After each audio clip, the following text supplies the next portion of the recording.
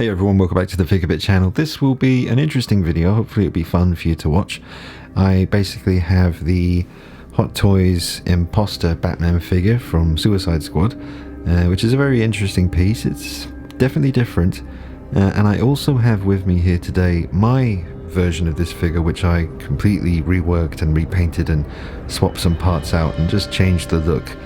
And I'm going to be doing a little visual comparison for you, so let's just zoom in on this stock figure first with nothing done to it, get a look at it from head to toe, and then I'll bring in my modified one beside him and we can see the differences.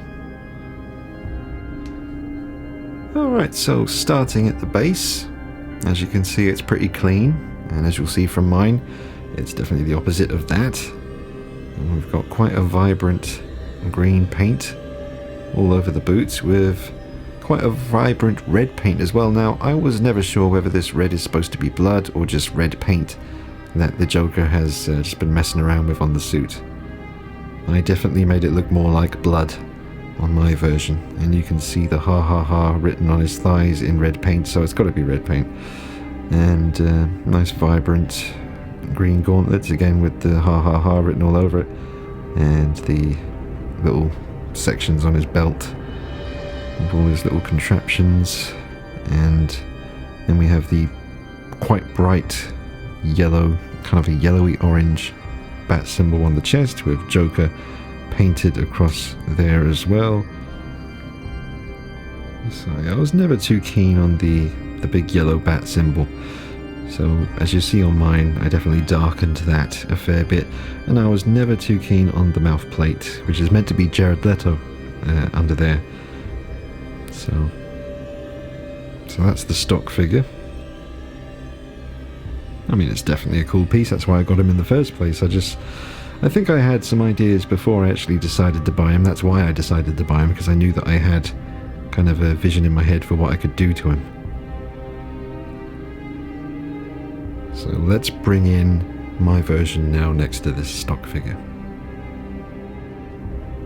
And here they are, both side by side. So obviously we have my modified version on the left and the stock figure on the right.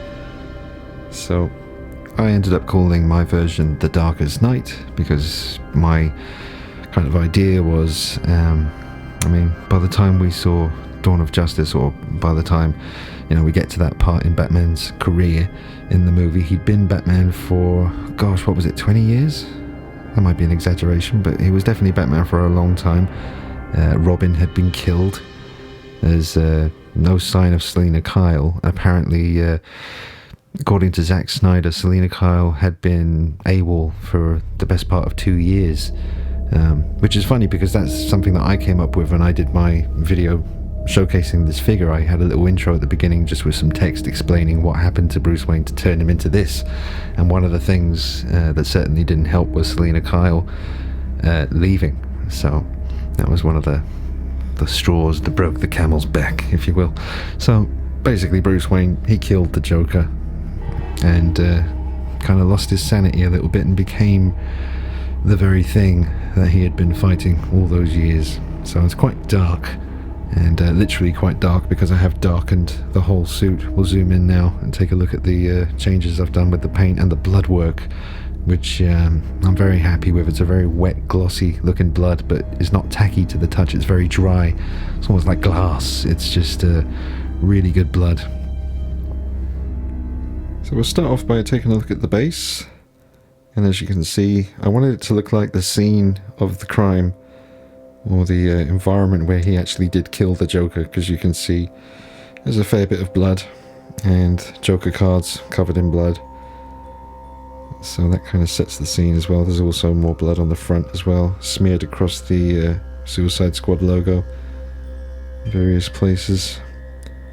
Now there is a custom cape on the figure made by Jackson that I spray painted purple, which was no easy feat. The paint wouldn't take. So I had to, over the course of 2 days, just keep spraying it, let it dry, spraying it, let it dry, spraying it, let it dry. Then going in and scraping away at it, trying to just get that really nasty look. Some rips and burns and scrapes. I'll turn the figure around and we can get a better look at that soon. There is a meat cleaver from James Hodds, who done some awesome weapons for me. It's also, the blood is by James. I applied it, but he created the blood. 2 different liquids mixed together. I wish I knew exactly what it was he did, because the blood that I used on this guy is perfect. As you can see, darkened all the green sections, heavily weathered, and much darker bat symbol on the chest. If we look at the stock one, you can see the diff. And the Jackson cape goes over the shoulders very nicely. I painted some spare Bruce Wayne eyes totally white, almost giving him like a zombie-esque look, but also in keeping with the white eyes from the comics. And then took a Ben Affleck mouth plate and painted that white into the little frowning kind of red lipstick thing. So, there he is. Really like the base. Quite a stark contrast to the stock one over here, very clean. And then very bloody over here. But let me show you this cape. I'll turn him around, show you the back view. I'll do the same with the stock one side by side so you can see the difference.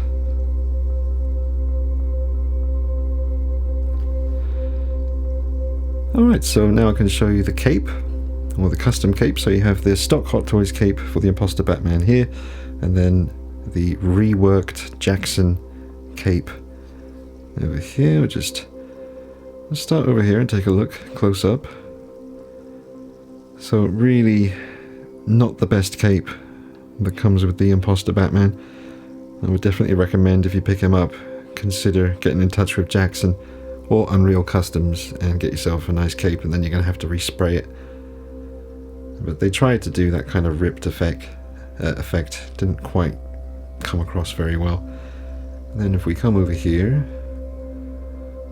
to my one, see now, there's just a lot going on here. Rips, you got the purple paint, and then God, I can't even remember how I did all this black kind of worn effect. I must have just scraped at it with one of those kind of rough sponges once the paint had dried, just to remove some of it. But it just took the figure to a whole new level. I mean, the paintwork was already doing that, but this cape is just absolutely stunning now. Just let you pick up all the details on the texture, all the little rips. I mean, it's beautiful. I'm so proud of this one. I don't know if I'd ever sell it.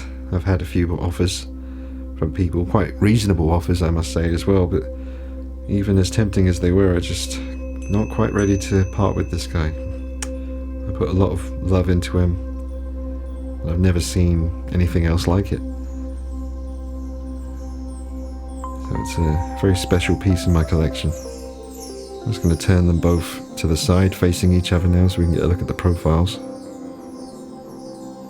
Alright, get a look at the side profiles. Here they are, facing each other. Now, I also did the beef mod. Bear that in mind to my Batman on the left here. And if you're familiar with the channel, the beef mod is something that I've done to pretty much all my Ben Affleck figures. That's basically just unzipping the suit at the back and stuffing some cotton pads in the front, just to beef him up a little bit. You can definitely see he's not quite as beastly over here. But then again, if it's meant to be Jared Leto in the suit, then he shouldn't even be that hench, to be honest. But what are you going to do? Let's come down a little bit.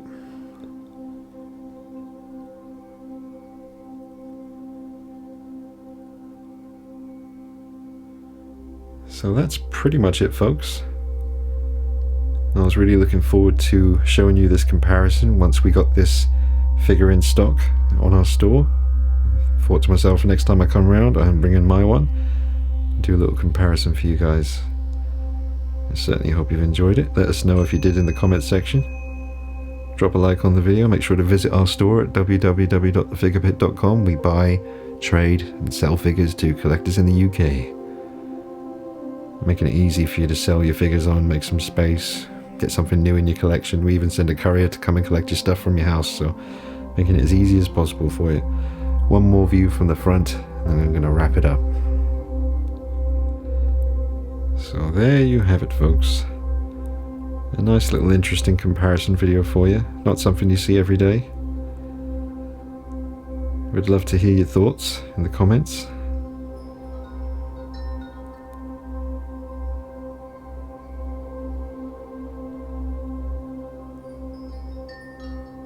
Alright. Hope you enjoyed the video, folks. Take it easy. See you soon. Bye-bye.